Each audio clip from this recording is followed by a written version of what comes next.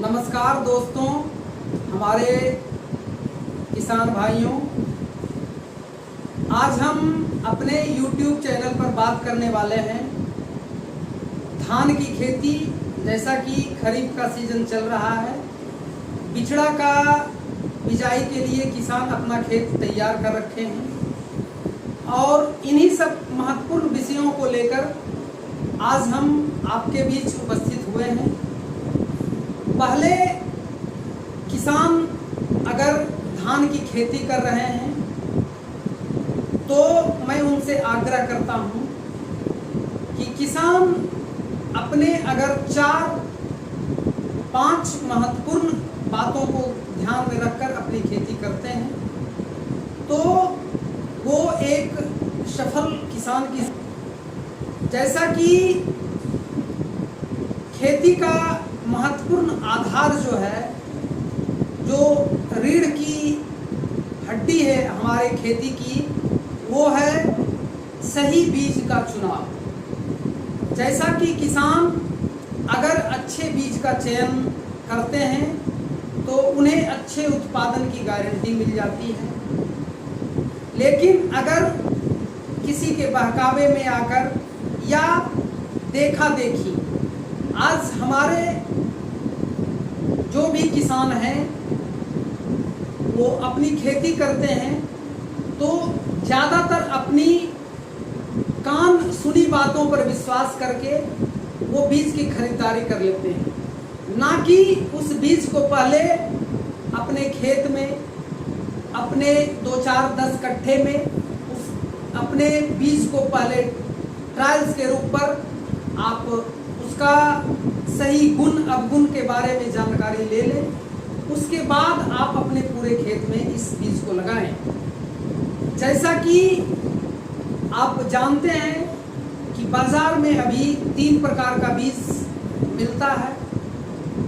एक है हाइब्रिड बीज, दूसरा है सिलेक्शन सीड, तीसरा है ओपी सीड, जिसे ओपन पॉलिनेटेड सीड भी बोला जाता है। अब किसान अगर हाइब्रिड बीज का चयन करते हैं तो वो भी अपने खेत के अनुसार ही चयन करें। बीज जब खरीदारी करने किसान जाते हैं तो पहले उस बीज का उम्र पता करें कि वो बीज कितने दिन में पक के तैयार हो जाता है। जैसा कि आप जानते हैं कि किसानों के पास 3 प्रकार का जमीन है। एक हाईलैंड है, ऊंचा जमीन है, एक मध्यम जमीन है और एक नीचा जमीन है। तो तीनों जमीन में आप एक बीज को नहीं लगा सकते हैं। अलग अलग उम्र का बीज का अगर आप चयन कर तीनों खेत में लगाते हैं तो आपका उत्पादन अच्छा मिलेगा। जैसे लंबे अवधि का उम्र, जिसका उम्र 140 से 45 दिन का धान है, वो आप अगर उसे ऊंचे जमीन में लगा दीजिएगा तो उसका पैदावार अच्छा मिलने वाला नहीं है। तो अब आप पहले उम्र पता करके ही बीज खरीदें। अच्छे कंपनी का बीज ही आप अपने खेत में लगाएं। आप दुकानदारों के बात पर ना विश्वास कर, आप जो बीज दुकानदार से मांगे वही बीज आपको वो दें, तभी आप परफेक्ट किसान हैं।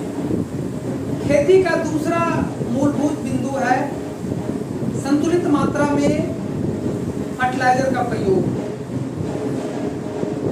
तीसरा बिंदु है खरपतवार का समुचित प्रबंधन।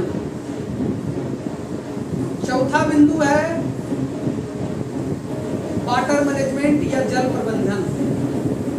5वां बिंदु है कीट और अपने रोग से अपने खेतों का बचाव। तो हम बीज का अगर सिलेक्शन कर लेते हैं तो हम अच्छे पैदावार की गारंटी प्राप्त कर लेते हैं। और नेक्स्ट 4 जो हमारा पॉइंट है, इस पर हम एक अलग अलग वीडियो बनाएंगे।